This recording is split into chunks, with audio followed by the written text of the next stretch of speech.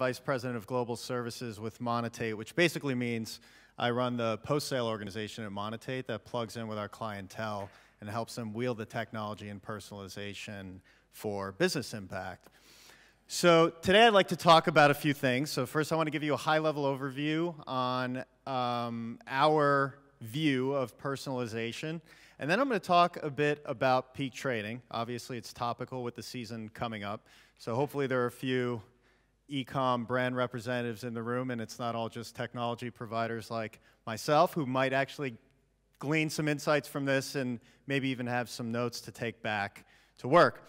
And then in case I throw a little bit too much at you, the final bullet, our don't panic guide to peak. So I want to make sure that I at least leave you with one takeaway thought for those of you who are responsible for an e-com P&L. But first, our view on personalization. So why do it? So let me just start by saying we build our technology knowing that your customers are diverse. And that's okay, right? So we think that not only should you let your customers be diverse, you should proactively embrace that diversity and leverage it for business impact. And so to that end, we build our technology with this vision in mind at all times. Meaningful interactions with each individual at any moment across all touch points using everything known about them. So I think this is a holy grail vision that we all share in the industry. Really, it's a fancy way of saying the ultimate individual resonance that you can impart for your customers. You should do everything in your power to try to get there. We build our technology to enable you to do exactly that. So let's take a look at what personalization technology actually is, because I do think there are some misunderstandings in the market in terms of what personalization actually means. This is our view on the technology stack for personalization and the spectrum. So if you read the slide from the bottom up, starting with optimization. Optimization is A/B testing. Most of you are familiar with that. It's a frequentist test. You put several variants into the mix. You wait for volume to come in. It's a two-tailed t-test, so you're waiting for statistical significance. You determine the winner. Your entire audience gets the quote-unquote winner. The next layer up is segmentation. Segmentation is different from A/B testing in that you're not only going to deploy one experience to your entire audience, you're actually going to segment your audience. It could be men versus women. It could be New York versus LA versus London. It can be returning customers versus new customers. The possibilities are virtually endless with regard to segmentation, and you're providing a different experience for each segment. That's the second pillar. The third pillar at the very top is one-to-one. So now instead of segmenting, you're actually addressing each individual in the moment based on everything that you know about them. So let's walk through some quick examples. So an example, again, reading from bottom up. An example of optimization would be you test different product recommendation algorithms to your audience, maybe viewed also viewed versus purchase also purchase. Let's say purchase also purchase wins in terms of optimizing for conversion. You deploy purchase also purchase to your entire audience. Even though maybe 30% of your audience preferred viewed also viewed, it doesn't matter. The majority won, everybody gets purchase also purchase. Let's look at an example of segmentation, the next layer up. So this is a fairly specific segment on this slide. Loyalty customers who previously purchased women's footwear. And you can imagine I could keep tacking onto that sentence all the way down until we've segmented to an individual. But that's a specific segment that could be addressed through segmentation technology. And then the final use case at the very top. Imagine instead of testing the layout of your PDP and having that be static, that you allowed AI to determine the optimal layout of the PDP for each user based on everything that you know about them. That is one-to-one personalization in a machine-driven context. Okay, why do this? Well, all the experts are telling you, and you know this, you don't need an analysis to tell you that the sun came up this morning, but you have to do it, right? Not only to thrive in the industry, but in some cases to survive. You know, obviously, those of you who are in e-com, you differentiate to the market based on your product, but guess what? The experience that you provide to the customer is just as important. So a couple of notes from the industry experts. Gartner says more than 50% of organizations are going to implement significant business model changes in their efforts to improve CX by 2018. McKinsey's saying almost 3/4 of buying experiences are based on how the customer feels they're being treated. And then Walker says CX is going to overtake price and product as the key brand differentiator by 2020. So needless to say, this is important. But also, empirically, it shows financial impact. This is some of the best data that we've been able to find on how UX and CX, in addition to having a differentiated product, can add to your top line and your bottom line. So this is a Deloitte study. And you can see the quadrants. On the y-axis, you have product differentiation. And then on the x-axis, you have experiential differentiation. So the further off you are to the right, the higher your numbers are in terms of revenue and EBITDA growth. Also, your customers expect it. They want to know that you understand them when they interact with you. And the customer journey is changing. So one thing I've noticed in working with our clientele, the industry is still very much focused on single session analytics. When you all go into your web analytics platform, you say, let me see what happened in that particular session. Did it convert? Well, guess what? Consumers are not always in a purchase mindset when they interact with your digital properties. If somebody's commuting and researching furniture or shirts, they're going to do that on their mobile phone. They have no intent of buying in that particular session. That's okay. You need to respond to that intent so that in a subsequent session, when they get home and log on to their laptop and actually complete the purchase with their card, that they have the information in hand in order to complete that decision. It's all about responding to intent and understanding the journey. So those are some of the reasons why you should do this. I think we're all bought in on the concept of personalization. We've talked a lot about it as an industry and how important it is to our industry in order for us to survive and thrive. Now let me switch gears a little bit and talk about peak trading. So our key themes for 2017 peak season. 1, 2, 3. 1, code freeze. It's not necessary anymore, mainly because new technologies have automated personalization. It no longer requires the human intervention and management that traditional A/B testing and personalization has done in the past few years. I'll talk a little bit more about that in a minute. Secondly, important to respond to intent. Just as I said, sometimes customers are in research mode, other times they're in purchase mode. It's very important to do your best to understand what their intent is and respond to it in real time. And then 3, acquisition. So we as an industry tend to think of peak as a make or break season for our revenue numbers. That's all well and good, but it is short-sighted thinking. That's not how you add shareholder value to your brands, by hitting your numbers in that particular year. Yes, it helps in the short term. Maybe your stock bumps a little bit if you beat your numbers, but the way you build long-term shareholder value is by acquiring customers and retaining them over the long term. So we need to think of peak season as an opportunity to acquire customers.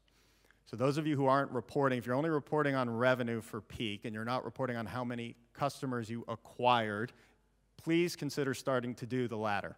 It's as important, if not more important, than hitting your numbers in the given fiscal year.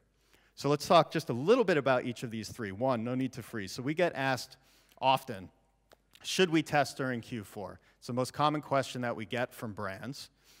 And our response, of course, is it depends. Here are a few pointers for those of you who are going to be engaged in peak season and A/B testing. You want to gather your learnings at the very latest by the end of October, ideally by October 15th, so you have a couple more weeks to go to gather those.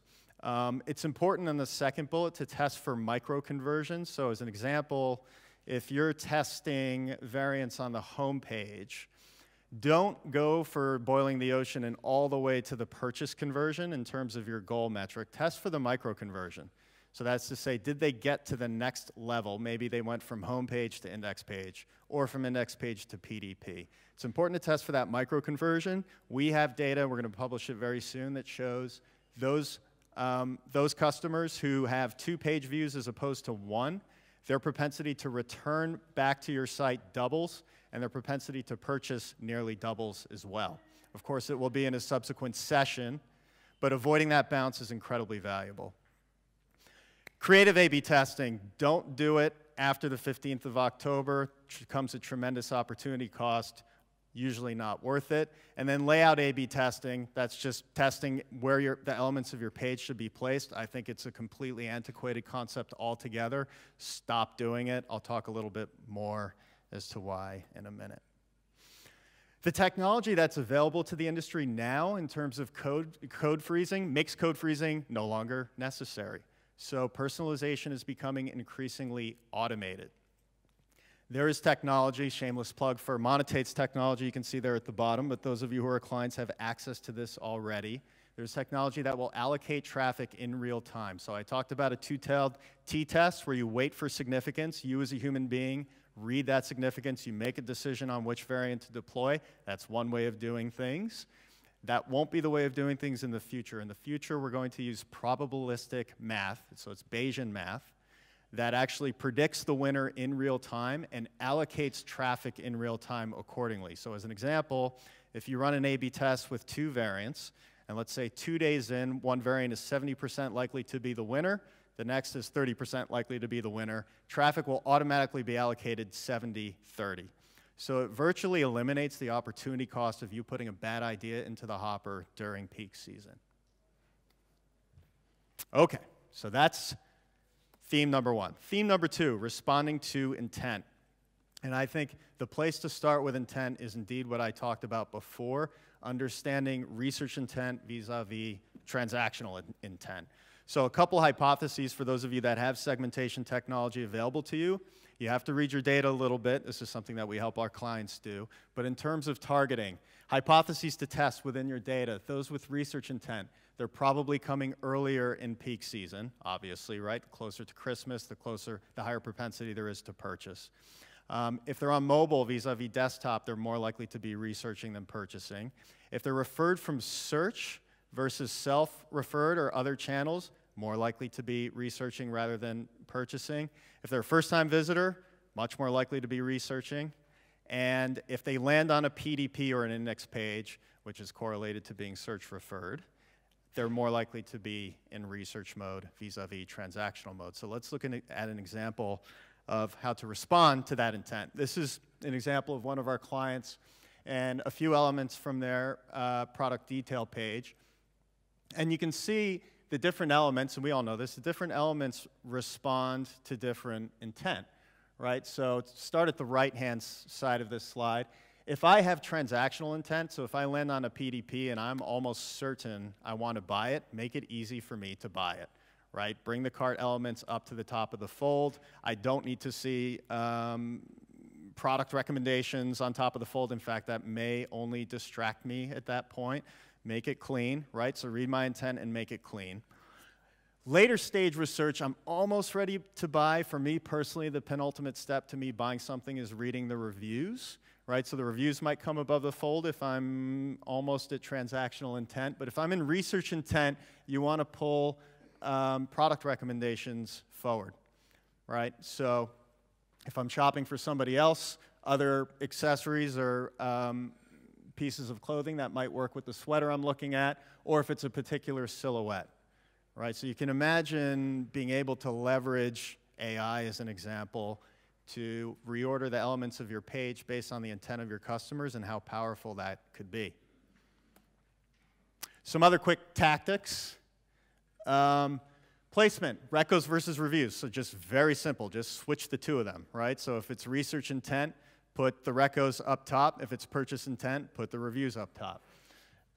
Dynamic algorithms. So this is part of Monetate's new platform where we can intelligently predict which algorithm should be placed in front of the individual. If it's a research intent, viewed also viewed would be more resonant with the user. If it's a purchase intent, purchase also purchase would be more resonant with the user.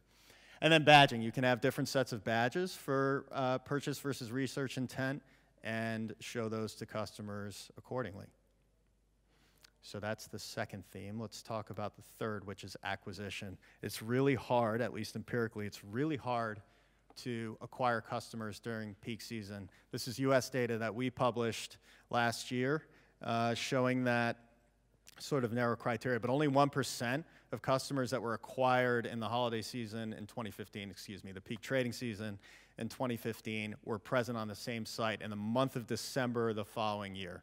Okay, so that's a pretty narrow filter, which sort of implies it's difficult to acquire customers, but that is not to say there isn't plenty of opportunity to acquire customers. So you can see these return rates, right? Maybe we're not doing enough and we're not even thinking about the opportunity to acquire customers during peak. Again, that's how you build long-term shareholder value for your companies.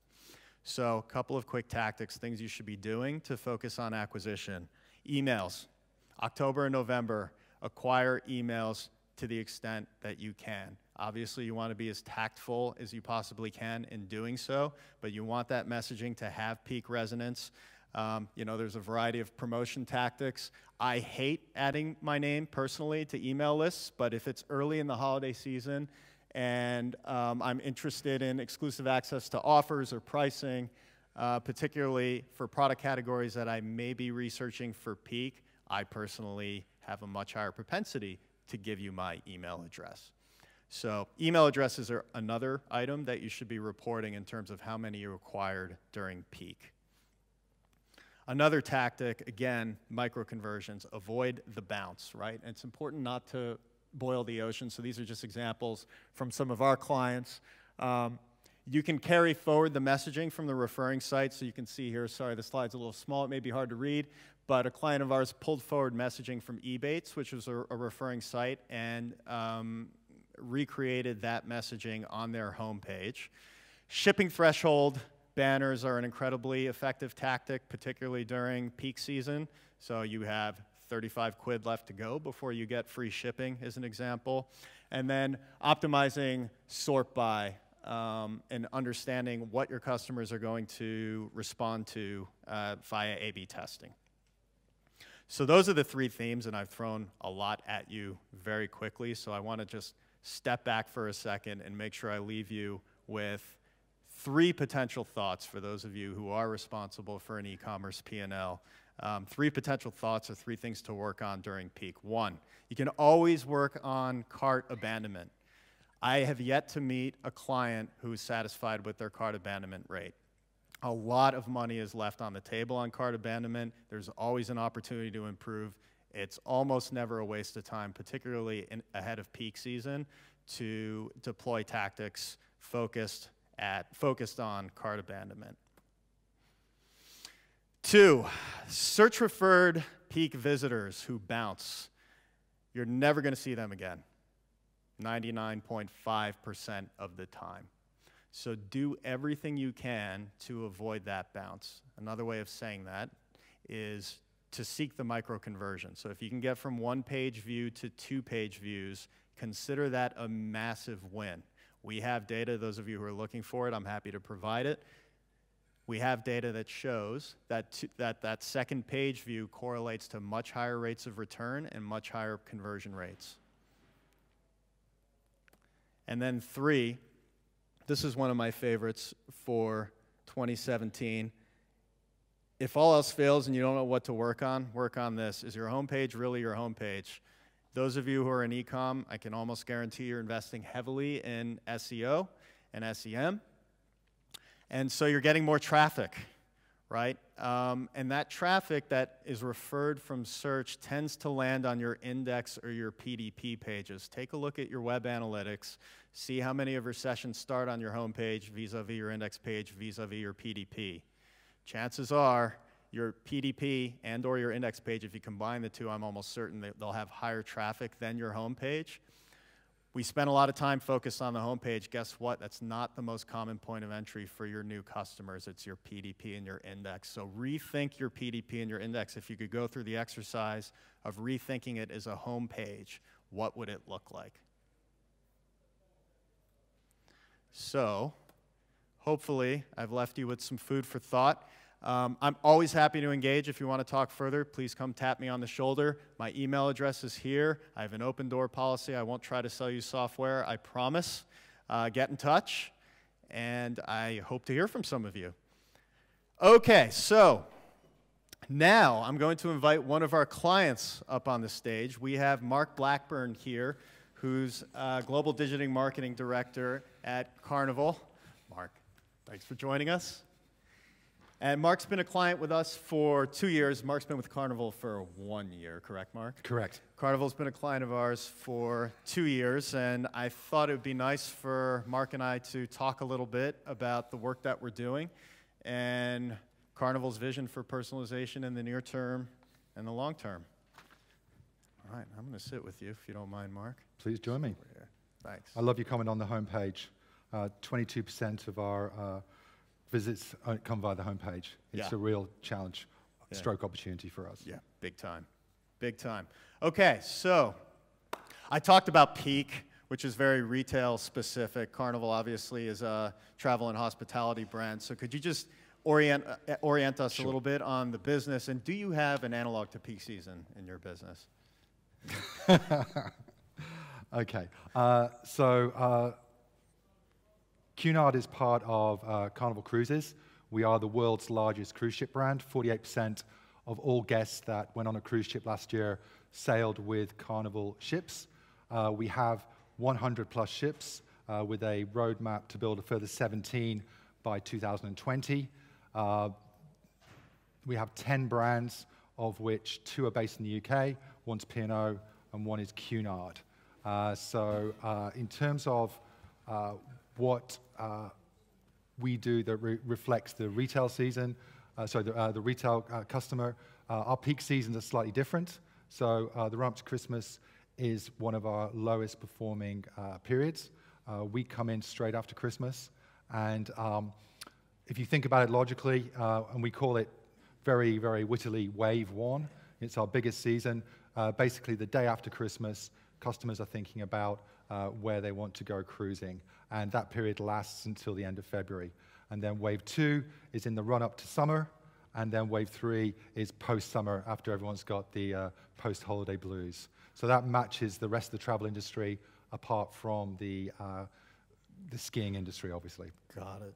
And then how far in advance do they tend to book your customers in advance of the event? So our customer life cycle is typically about 18 months. Okay. Okay. Interesting. All right, good. So you've adopted personalization. We can talk about where Carnival is or Cunard is on the pyramid, but just adopting personalization in general, what were the business objectives that led to the impetus for Carnival to adopt it? Sure. I don't know if anyone was in on the Google presentation this morning, but Geraldine Kaplan, the CMO of Hilton, reflects exactly why we are in the business of personalization, which is ultimately about providing a frictionless customer experience when they interact with the brand. And ultimately, what we want, and I think what all brands, or decent brands these days want, is a truly customer-centric experience. And we want the incredible experience that we offer within our 10 brands to start when they actually land on the website. Whether it's the mobile version or the tablet version or the laptop version. So, we are obviously a commercially driven organization. We believe that by doing so, by optimizing the customer experience, we can create better commercial outcomes. Very good. Perfect. And then, so where would you say the majority of your activity is if you were to crowbar it into my little pyramid? Yes, so we talked about your pyramid earlier as well in terms of some semantics over terminology, but sure. For me, and again, there was an earlier speaker talking about the fact that ultimately no one really is there at the top of the pyramid in terms of that one-to-one customized relationship. I'd love somebody to challenge me on that and say, actually, hey, we're here because for me, it is, it's where we want to go. And in terms of, starting out at that A/B testing, optimization approach, we've definitely moved into the segmentation space. Okay. Princess Cruises, one of our sister brands, for example, they have 42 different customer segments, which they're currently operating with. Cunard, we're a bit simpler. We're operating with 4 customer segments, and we're really trying to to develop the relationship with those customers and provide that experience for them on the basis of those 4 customer segments. Okay. But the top, is I think where we all want to go. Yep. And how we get there and how, and what we need to do to get there is still definitely up for discussion. Agreed. Okay, so that's the destination. Let's rewind all the way back to the start. Maybe you could tell us where Carnival began this journey. Sure. So I think that in terms of what we want, I'm a great believer. From a previous role, the mantra was small details, big impact. And you talked about micro conversions. And for me, the thing that I always try and convey to my boss about digital is that it's a bit like the Industrial Revolution, where you've got, the spinning jennies of Northern England, kids falling asleep and falling into the machines. I mean, digital to me is one of the most manual things that, you can engage in from a marketing perspective. You need a lot of resources to really, truly make it work. And therefore, if you have those resources, you can go and make those small changes which incrementally will add up to a significantly improved commercial outcome.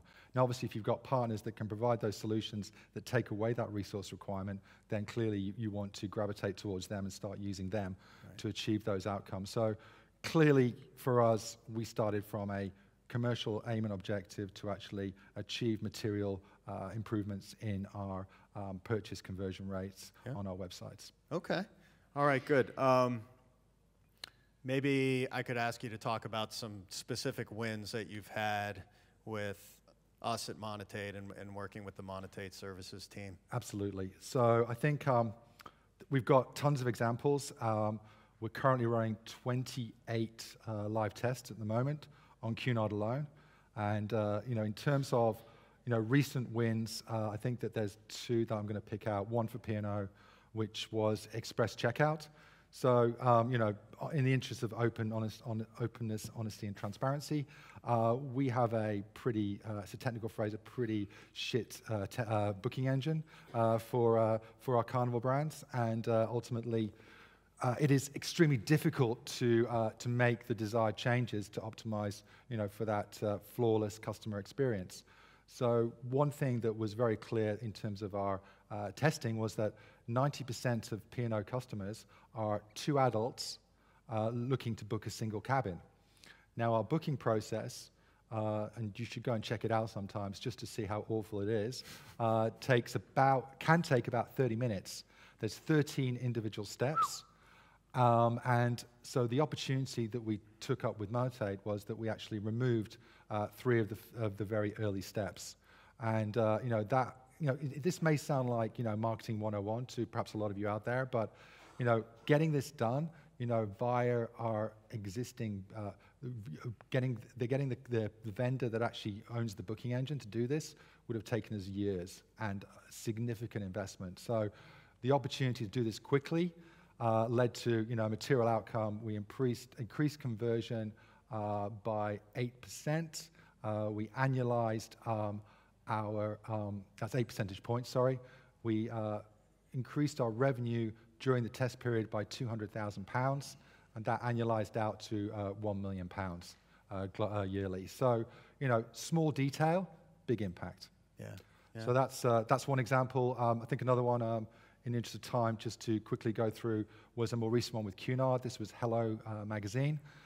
So we did a homepage takeover for Hello with the aim and objective of acquiring acquiring prospects through a competition. And we spent about 50K on social media to drive traffic to the forms. We had a problem with the database that we had for that particular market in terms of being able to optimize the form for mobile, which is predominantly where social media traffic comes from. So again, Monetate came to the rescue and gave us the opportunity to do that quickly and efficiently. We generated over 20,000 new prospects within 2 weeks, and the page converted at 57%. Wow. All right, very proud and happy to hear that. Good. All right, one more question. Is the opportunity to optimize finite, or do you see just endless opportunity going forward, and what are the next, or maybe what is the one next big project that you're eyeing down? Well, I think we've achieved one of the most important things that we needed to do when it comes to making these kind of small changes work for us, which is actually to get the resources on board. So we hired our first ever conversion executive onto P&O, and she is going to own the Monetate relationship, in this case, to allow us to focus and spend more time on increasing and maximizing the value out of this. And in terms of something we've struggled with over the last 9 months or so, or year or so, has been actually having somebody with the time and the energy and the resources to actually maximize the use of this service. So that's the future for us. And again, I mean, in a way, we're going to go back to the bottom of the funnel. And as I keep saying, small details, big impact. There is a lot more that we can do to create added value for our customers and for our shareholders. So that is where we will go back to. There's nothing wrong with getting really good, at the basics, and then we'll start moving back up the curve again. Beautiful. All right, very good. Well, Mark, thank you so much for joining us. Really appreciate it. Okay. Listen, guys, thanks very much for your insights. And I know whenever I attend a conference, it's really nice to hear some very practical and very specific things that which you've shared with us really honestly today. So thank you very much for that. I could say we've got time for questions. We haven't really, but if anyone's got a burning question, just one, or should we just wrap it up there because we're about up to time? No one's got a burning question. Let's finish there. Thanks again. All right. For being Thanks, everyone. Cheers.